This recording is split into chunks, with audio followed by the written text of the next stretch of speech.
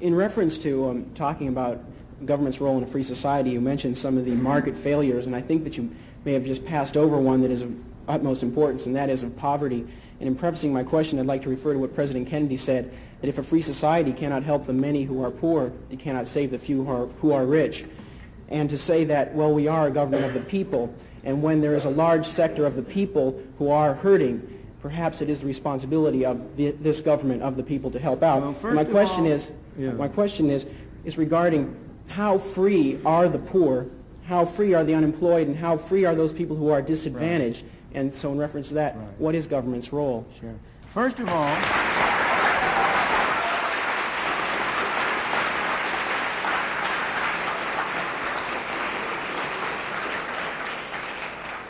I'm glad to see one vote for the poor.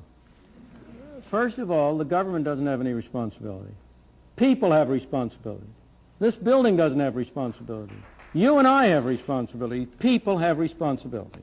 Second, the question is, how can we as people exercise our responsibility toward our fellow man most effectively?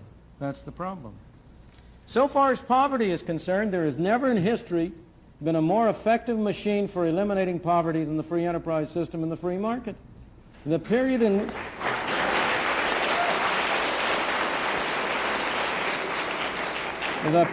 which you had the greatest improvement in the lot of the ordinary man was the period of the 19th and early 20th century. Those of us in this room are the heirs of that. We benefited from the way in which our parents and our grandparents were able to come here.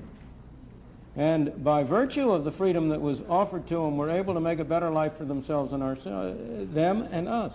But next, if you look at the real problems of poverty and denial of freedom to people in this country, almost every single one of them is a result of government action and would be eliminated if you eliminated the bad government failures.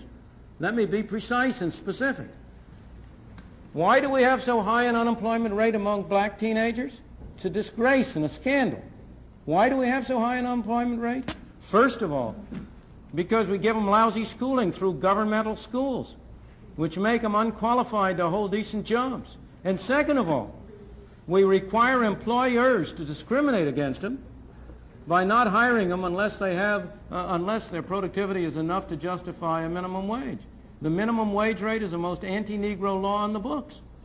And it's an anti-Negro law because it precisely, having first not enabled the young blacks to have a decent schooling so that they can have productivity, we next deny them the on-the-job training that they might get if you could induce employers by being able to hire them for relatively low wages to give them on-the-job training that would make them qualify for higher payment and higher productivity.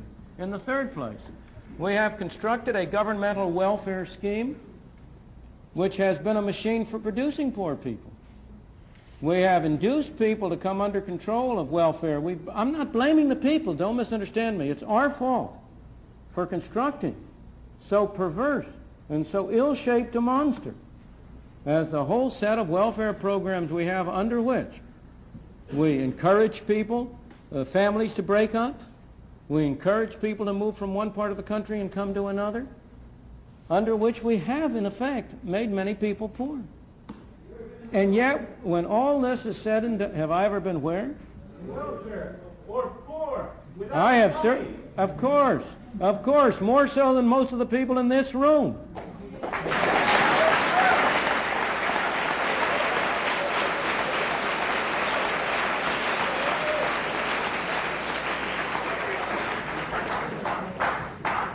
How many of you have worked a 12-hour day and gotten paid 78 cents?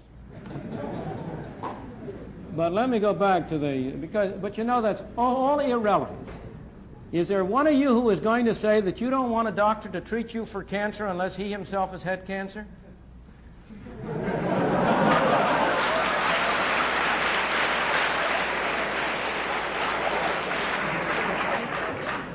I could go down the line. But when all is said and done, while there are people in this country who are worse off than other people, by and large, even the poorest people in this country are relatively well off compared to the conditions in many other countries in the world. What we take as our standard of poverty, is above the average income of all of the people in the Soviet Union, let alone of the people in India or China or in other countries. Now, that doesn't mean we should be satisfied with it.